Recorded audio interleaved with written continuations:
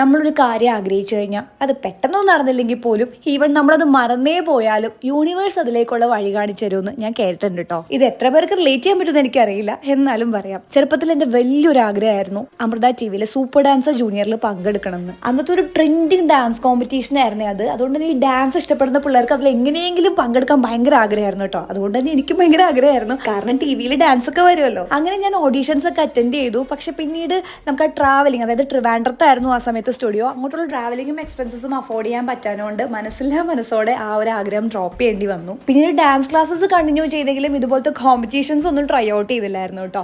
പക്ഷെ ഇന്ന് വർഷങ്ങൾക്കിപ്പുറം അമൃത ടിവിന്ന് തന്നെ ഡിജിറ്റൽ മീഡിയ അവാർഡ്സിന് എന്നെ ഗസ്റ്റ് പെർഫോമൻസ് ചെയ്യാൻ വേണ്ടി ഇൻവൈറ്റ് ചെയ്തിരിക്കുകയാണ്. സത്യം പറഞ്ഞാൽ സൂപ്പർ ഡാൻസറിൽ പണ്ട് കോമ്പറ്റ് ചെയ്യാൻ ആഗ്രഹിച്ചിരുന്ന കാര്യമേ ഞാൻ മറന്നുമായിരുന്നു. പക്ഷെ അവിടെ എത്തി ഡാൻസ് ഫ്ലോർ കാണുമ്പോഴാണ് ഇങ്ങനെ ഒരു കണക്ഷൻ ഉണ്ടായിരുന്നല്ലോ എന്ന് തന്നെ ആലോചിക്കുന്നത്. എൻ്റെ സെയിം ചാനലിൽ നിന്ന് വർഷങ്ങൾക്കിപ്പുറം ഗസ്റ്റ് പെർഫോമൻസിന് വിളിച്ചുകൊണ്ട് തന്നെ ഒരുപാട് സന്തോഷമുണ്ട്. ആൻഡ് ഇത്തവണ എന്നെ മാത്രമല്ല എൻ്റെ ടീമിനെയും കൂടിയാണ് ഇൻവൈറ്റ് ചെയ്തിരിക്കുന്നത്. അതുകൊണ്ട് അർജുന സ്റ്റുഡിയോയിലെ കുട്ടികളെയും കൂടി ഇതിൽ എനിക്ക് ഇൻക്ലൂഡ് ചെയ്യാൻ പറ്റിയതുകൊണ്ട് I am so happy and proud. And dance നമുക്ക് നല്ല രീതിയിൽ തന്നെ ചെയ്യാൻ പറ്റി. ബാംഗ്ലൂർ ഇവന്റിന്റെ നെക്സ്റ്റ് ഡേ ആയതുകൊണ്ട് തന്നെ നമുക്ക് സ്റ്റേജ് റിഹേഴ്സൽ കിട്ടിയിട്ടുണ്ടായിരുന്നില്ല. അതിന്റെ കുറച്ച് ടെൻഷൻ ഉണ്ടായിരുന്നു. പക്ഷെ എല്ലാവരും നല്ല രീതിയിൽ തന്നെ പെർഫോം ചെയ്തു. അപ്പോൾ ഡിജിറ്റൽ മീഡിയ അവാർഡ്സിൽ നമ്മുടെ ഡാൻസ് പെർഫോമൻസിന്റെ ടെലികാസ്റ്റ് ഡീറ്റെയിൽസ് എല്ലാം ഞാൻ വഴി ഇൻഫോം ചെയ്യുന്നതായിരിക്കും. Guys, stay tune.